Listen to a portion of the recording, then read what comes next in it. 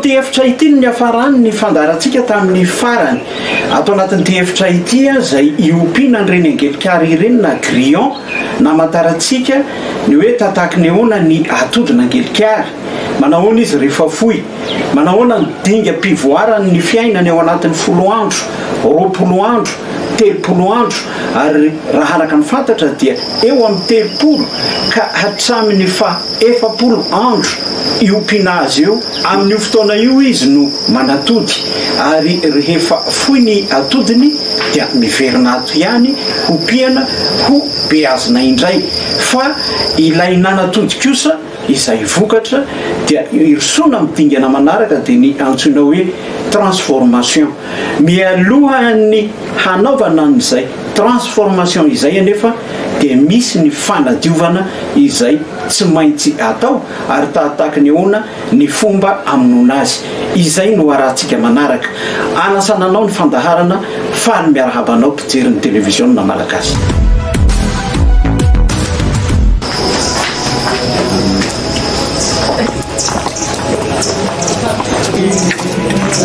tiana atao hoe CO2 amonona an'le bibikely tanteraka satria manjary sarosarotra izy raha tsy maty tanteraka rehefa le CO2 zany moa tsy hoe gaz carbonique moa zany carbonique mitovy amin'ny gaz carbonique rehetra ve mitovy amin'ny rehetra ato izy zany no vonoina ato izy vonoina ataontsika amin'ny sachet izy dia vonoina amin'ny alalan'ity tifirina amin'iny tifirina amin'ity ahodina na dia tifirina amin'ity dia maty eo maty mihitsy izy zay izy afaka ampidirina amin'ilay transformation na poudre amin'izay mety angelikary firy eo zany no azo vonoina sady zay ampidirinao mety matiny io daholo matiny daholo ka tonga dia ilay sachet be izy tonga dia maty eo dia avy eto izy zay vao miakatra mety tsy dia misy akony ve le hoe mahagazy carbonique an'ilay amonona anazy sa tsy misy akony zany satria mbola hosasana mbola midiovina izy rehefa avy eo tsy misy akony ny famonona azy zany dia misy fomba manokana satria ny tanjona dia ny mba hoe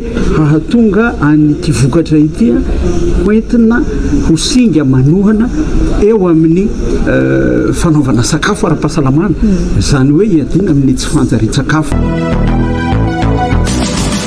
rehefa vita ny famonona ny angelikary tamin'iny CO2 na gaz carbonique iny dia hiditra ato amin'ity trano ity indray isika rehefa miditra ato dia misy ny fepetra izay tsy maintsy tandrovana ho arahantsika zay mialohan'ny hamantarantsika inona sy navy ny zavatra tao ato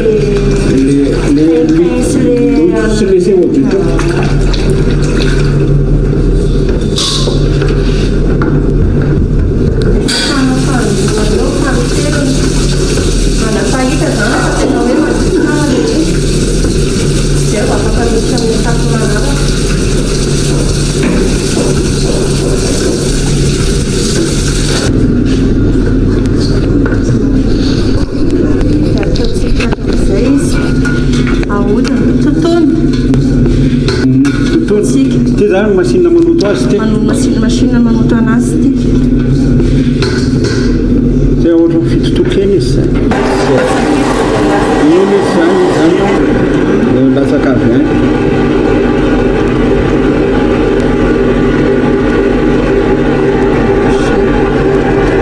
io izy zany rehefa voatoto etaletsika izy etalena ato amin'ity plateau ty da aveo amin'izay atao anaty lafaoro Zao izy dia efa ao anaty lafaoro anaty lafaoro zao zany izy dia efa vita tsara andrahoina amin'izay eo amin'ny anaty izy vao avoaka tao poudre Mienao zany nandrahoana anazy.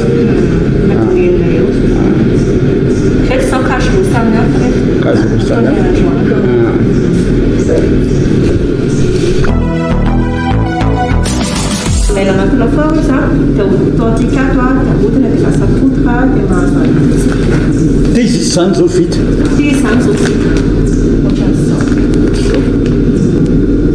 5 kilo. 5 kilo. Angelikary tahaka ny ahoana ray zany na vita. Maromaro ihany ty. Vita 5 kilo zao. Raha amin'isany aloha izy tena mafy fa tonga dia lazaina amin'ny kilao izy dia amin'ny izy no mamaritra azy.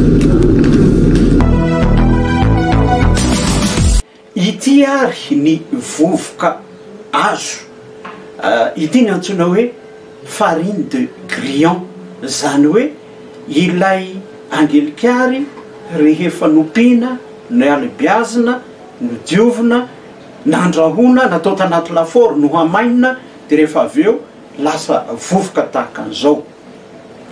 Izy ity manana ilay antsoina hoe otrikaina mahavelona. Andeo ary ho fantaritsika ny fikarohany efa vita inona sy inona avy ireo singa mahavelona sy ireo otrikaina hita ao anatin'ity angelikary. Voka-pikarohana nahafantarana fa ny valeur nutritive ao anatin'ny angelikary na grillon raha ohatra ka vovoka angelikary milanja 100 gramma dia ahitana protéine 7,7 gramma, lipide 10,4 gramma, calcium 10,20 mg, fibre 8,5 gramma, glucide 10,5 gramma, vitamine B12 3,2 mg ary vy na fer 10 mg. Amin'ny firenena sasany izay tena mpamokatra ity angelikary ity toy ny any Thaïlande dia miova kely io fatra io.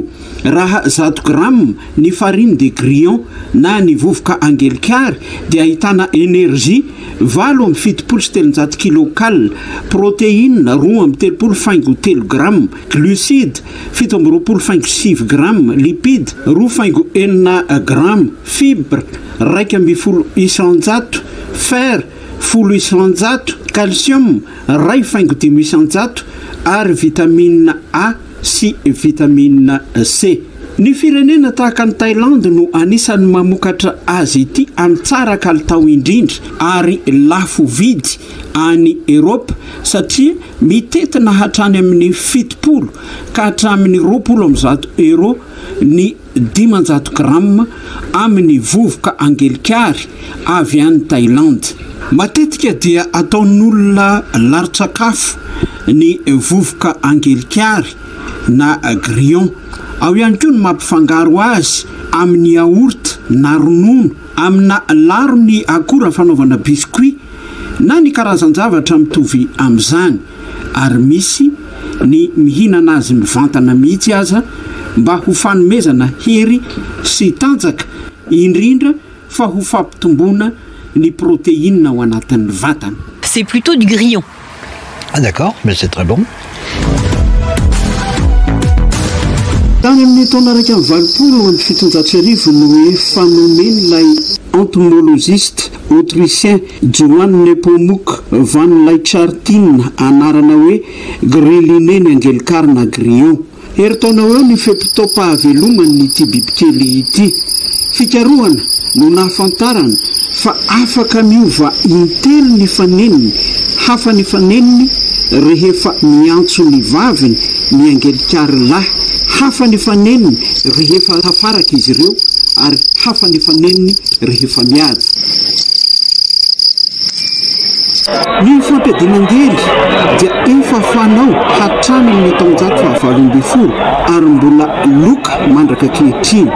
Tany Azia indrindra ao Chine, enina tapitrisany mpampiady angely ny 5 hetsy amin'ireo dia ao Shanghai. Eto Kibao ihany koa ahitana mpampiady angely betsaka, tanàna tranainy izy ity ary misy ny musée de grillon na ny vakoky ny angelikary. Ity eto ity dia mpampiady angely any Vietnam. teto Madagasikara araka ny tantara dia anisy ny fotoana na fialam-boly ny fampiadiana angely.